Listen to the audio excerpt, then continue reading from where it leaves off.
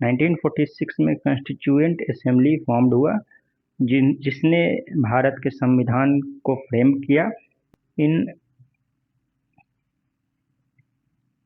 जनवरी का महीना था, जनवरी 1946 में प्रोविंशियल लेवल पे इलेक्शन ऑर्गेनाइज किया गया।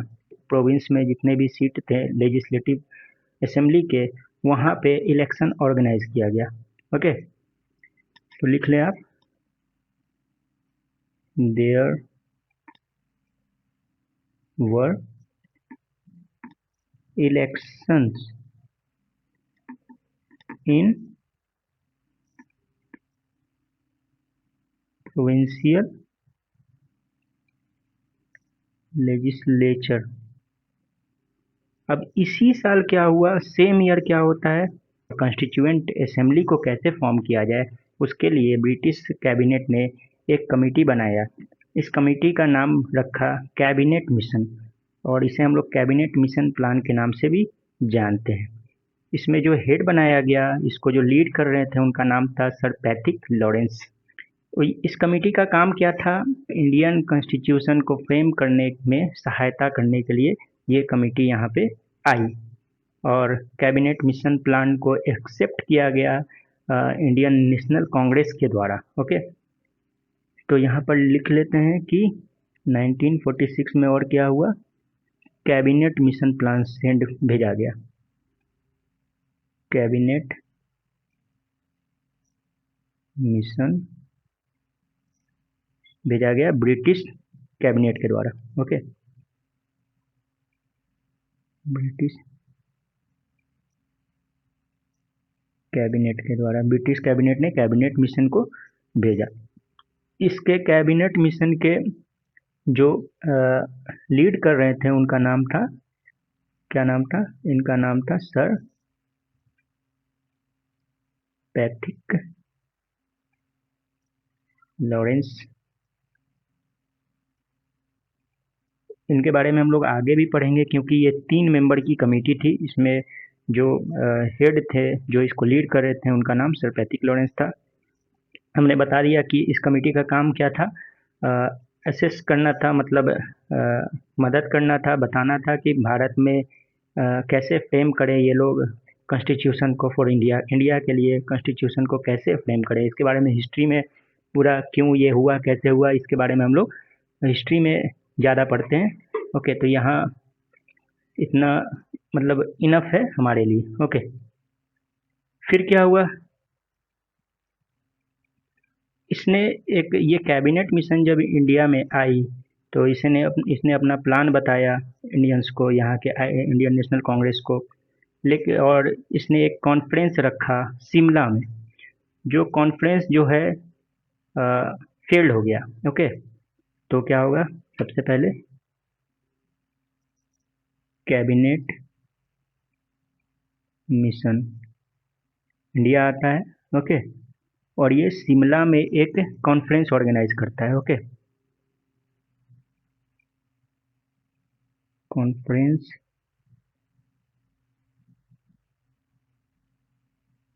एट शिमला में एक कॉन्फ्रेंस ऑर्गेनाइज करता है। लेकिन ये जो कॉन्फ्रेंस है ये फेल्ड हो जाता है। क्यों फेल्ड हो जाता है, क्योंकि ये जो कैबिनेट मिशन का जो प्लान है, ये कहीं ना कहीं उस समय जो मुस्लिम लीग और इंडियन नेशनल कांग्रेस के बीच जो समस्या उत्पन्न हो गई थी, जो मुस्लिम लीग का डिमांड था एक सेपरेट कंट्री का और सेपरेट कॉन्स्टिट्यूशन की भी डिमांड कर रहा था वो, इसलिए ये जो मिशन है ये फेल्ड हो जाता है शिमला वाला। जिसके कारण क्या होता है, कैबिनेट मिशन खुद ही अपना एक प्लान देती है, जो जिसे एक्सेप्ट कर लिया जाता है इंडियन नेशनल कांग्रेस द्वारा। तो cabinet mission its own plan देता है, तो own plan of cabinet mission. अब ये जो कैबिनेट मिशन है जो अपना प्लान देता है, उस प्लान के अकॉर्डिंग क्या बताता है कि आप लोग कॉन्स्टिट्यूशन फ्रेम करने के लिए, जो अभी हमने बताया कि 1946 में प्रोविंस में चुनाव हो रहे थे, तो उस प्रोविंस में जो लोग चुन के आए थे, तो ये कैबिनेट मिशन बताता है कि जो लोग चुन के आए हैं, उनमें से वो जो जितने भी लोग चुने हुए हैं, वो लोग क्या करेंगे कि कंस्टिट्यूएंट असेंबली के लिए मेंबर का चुनाव वो करेंगे। ओके ओके, लेकिन अब एक और चीज़ है कि क्या होगा, क्या बताया हमने कि प्रोविंशियल लेवल पे जो लेजिस्लेटिव इलेक्शन हुआ था, वो लोग चुनेंगे क्या, कंस्टिट्यूएंट असेंबली के मेंबर को वो लोग चुनेंगे। लेकिन यहाँ समस्या एक बात और याद रखने की है कि जो प्रोविंशियल लेवल पे जो चुनाव हुए थे, वो लिमिटेड फ्रेंचाइजीज और कम्युनल इलेक्टोर्स के बेस्ट पे हुए थे। मतलब सारे लोगों को पूरा अधिकार नहीं था कि पूरा 100% लोग वहाँ पे वोट दिए थे। कुछ ही लोगों ने वोट करके, मतलब वहाँ पे कुछ, मतलब गिने चुने लोग ही उस समय वोट करते थे। कुछ नियम होते थे कि जिनके पास इतना पैसा, ज़मीन जो भी है वही वोट कर सकते हैं। तो इसलिए क्या है, लिमिटेड फ्रेंचाइजीज का यूज़ करके और कुछ कम्युनल इलेक्टोर्स के द्वारा ही चुनाव हुए थे। मतलब मुस्लिम को अलग, सिख को अलग, जितने भी अलग अलग कास्ट के, वो एससी को अलग, एसटी को अलग, हर लोग को अलग कम्युनल इलेक्टोर्स प्रोवाइड किए गए थे, जो आगे पढ़ेंगे हम लोग। उसके द्वारा वहाँ पे चुनाव हुए थे, और उन कंस्टिट्यूएंट असेंबली को क्या बोला गया कि आप लोग क्या करेंगे कि कंस्टिट्यूएंट असेंबली के लिए क्या करेंगे, मेंबर का चुनाव करेंगे। ओके, तो क्या होगा, मिशन क्या बोला, ये जो कैबिनेट मिशन था, mission proposed constituent assembly be elected by those provincial assemblies. जैसा हमने बताया कि वहाँ पे जो चुनाव हुए थे, जो लोग चुन के आए थे, वो चुनेंगे कंस्टिट्यूएंट असेंबली के मेंबर को। और ये जो फिर अभी ये बोल सकते हैं हम लोग कि यहाँ पे जो कंस्टिट्यूएंट असेंबली का जो लोगों को चुना गया, वो इनडायरेक्ट इलेक्शन के द्वारा चुना गया। ओके, तो यहाँ पर आप लिख लें यहाँ पे ब्रैकेट में कि इनडायरेक्ट इलेक्शन द्वारा, मतलब डायरेक्टली लोगों ने चुनाव नहीं किया था कंस्टिट्यूएंट असेंबली के मेंबर को। It was indirect election. Okay, क्योंकि वहाँ प्रोविंस में चुनाव हुए थे डायरेक्ट इलेक्शन द्वारा, लेकिन वो भी लिमिटेड फ्रेंचाइजीज का यूज़ करके और कम्युनल इलेक्टोर का यूज़ करके किया गया था।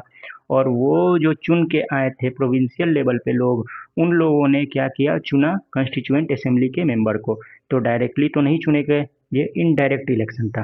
ओके, अब यहाँ से क्या हुआ, और ये मिशन का प्लान था। मिशन जो कैबिनेट मिशन आई थी, उन्होंने अपना प्लान प्रपोज किया था, तो इसे आईएनसी द्वारा एक्सेप्ट किया गया इंडियन नेशनल कांग्रेस द्वारा।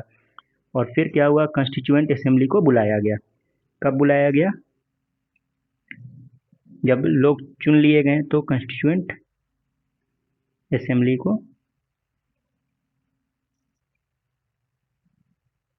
बुलाया गया, कन्वीन किया गया। कन्वीन बाई किसके द्वारा, गवर्नर जनरल ऑफ इंडिया। उस समय जो गवर्नर जनरल ऑफ इंडिया थे, उनके द्वारा बुलाया गया। Okay, governor general of India. ये कब बुलाया गया, ऑन 9 दिसंबर 1946। इसको सुधार देते हैं, ये है शिमला, शिमला। ओके, ठीक है, करेक्शन डन। क्लाइव है, रॉबर्ट क्लाइव। हम लोग पहले भी बात कर चुके हैं कि बैटल ऑफ प्लासी के बाद, सिराजुद्दौला को हराने के बाद 1757 ईस्वी में बैटल ऑफ प्लासी हुआ था। उसके बाद क्लाइव ने बंगाल पे कंट्रोल कर लिया था। तो और फिर बैटल ऑफ बक्सर के बाद, जैसे हम लोग ने देखा कि बिहार, बंगाल और उड़ीसा का दीवानी राइट्स कंपनी को प्राप्त हो जाती है। तो उसने रॉबर्ट क्लाइव या लॉर्ड क्लाइव ने इंट्रोड्यूस किया था dual form of government. Okay, तो उस डुअल फॉर्म ऑफ गवर्नमेंट के बारे में भी थोड़ा सा हम लोग जान लेते हैं। Dual form of government introduce किया गया था सबसे पहले किसके द्वारा? तो आप लिख लीजिए लॉर्ड क्लाइव के द्वारा। इससे पहले 2 बैटल हो चुके थे, बैटल के बारे में भी मैंने बता दिया, बैटल ऑफ प्लासी 1757 और बैटल ऑफ बक्सर 1764। उसके बाद इलाहाबाद की ट्रीटी होती है 1765 में। उस ट्रीटी में कंपनी को दीवानी राइट्स प्राप्त हो जाती है। कहाँ बंगाल, बिहार और उड़ीसा का। उस दीवानी राइट्स के बारे में हम लोग देखते हैं कि क्या होता है डुअल फॉर्म ऑफ गवर्नमेंट में। तो इन लोगों ने क्या किया था, बंगाल, बिहार और उड़ीसा को अपने कंट्रोल में रख लिया था, लेकिन अवध जो है, अवध जो अभी का यूपी वाला एरिया अवध, उसको इन लोगों ने एज अ बफर स्टेट के रूप में रखा था, ताकि कोई भी आक्रमण हो मराठा द्वारा या आपका खैबर पास के तरफ से या सिंध के तरफ से कोई भी आक्रमण हो, उसको रोकने के लिए इन लोगों ने एज अ बफर स्टेट किसको रखा था? अवध को।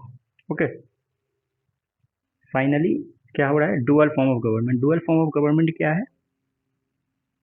डुअल फॉर्म ऑफ गवर्नमेंट, इसमें क्या क्या होगा? एक दीवानी राइट्स क्रिएट किया इन लोगों ने। दीवानी मतलब रेवेन्यू कलेक्शन का राइट्स हो गया, जो कंपनी अपने पास रखी। और सिविल एडमिनिस्ट्रेशन और क्रिमिनल एडमिनिस्ट्रेशन का जो राइट्स है, उसका जस्टिस का जो राइट्स है, वो उन लोगों ने नवाब को दे दिया। तो डुअल फॉर्म ऑफ गवर्नमेंट में पहले एक दीवानी राइट्स, दीवानी राइट्स किसे बोलते हैं? रेवेन्यू कलेक्शन का जो राइट्स हुआ। ओके, रेवेन्यू वाला। तो ये क्या हुआ, कंपनी ने अपने पास रखा।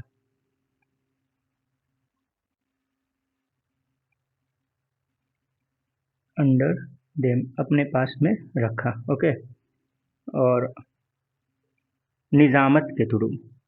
ओके, दूसरा हो गया एडमिनिस्ट्रेटिव और सिविल जस्टिस का। Administration of criminal justice. Okay, administration of criminal justice का जो ये जो पावर था, वो इन लोगों ने नवाब को दे दिया। नवाब इस पे जो भी फैसला होगा, इस पे नवाब करेगा। ओके, तो यहाँ से आप देख सकते हैं डुअल फॉर्म ऑफ गवर्नमेंट कैसे क्रिएट हुआ। रेवेन्यू कंपनी कलेक्ट कर रही है, और कोई भी मामला हो रहा है क्रिमिनल जस्टिस का, तो वो कौन कर रहा है? वो जो भी नवाब है वहाँ के, उनके अंदर में वो चीज़ आ गया। यही था डुअल फॉर्म ऑफ गवर्नमेंट।